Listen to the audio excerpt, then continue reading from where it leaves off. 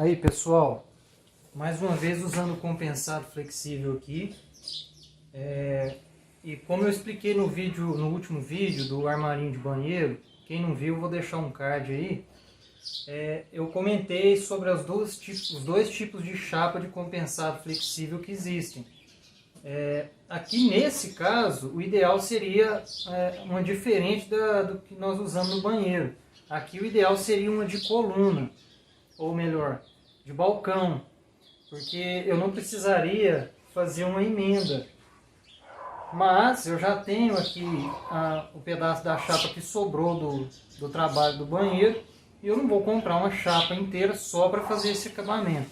Então aqui eu vou fazer uma emenda, certo? Mas o ideal aqui seria a outra chapa. Aqui nós estamos fazendo um acabamento redondo em cima no portal, né, dessa fachada. E resolvi usar o flexível. Eu ia usar uma outra técnica aqui, fazer um corte em CNC, mas eu estava com a chapa e resolvi usar. Então vamos embora.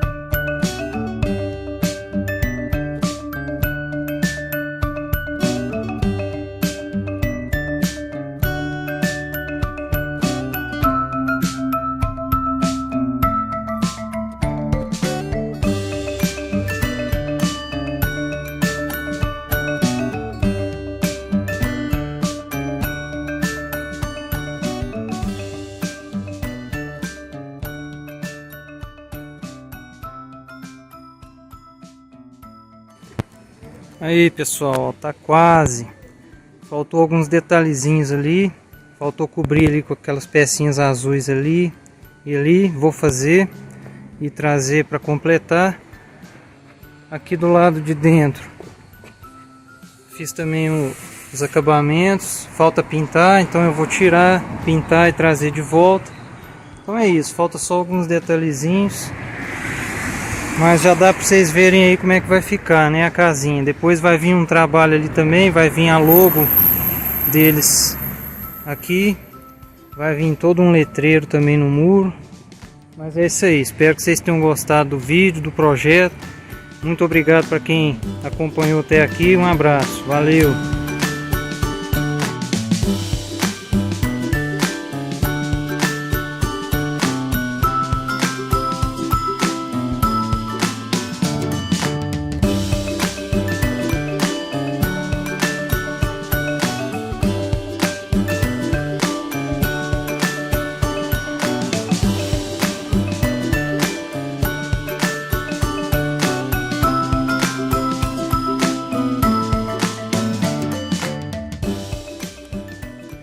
E aí pessoal, quem quiser ver o resultado final com esses detalhes aí tudo já certinho, é só me seguir no Instagram lá, que assim que tiver tudo pronto eu vou postar lá.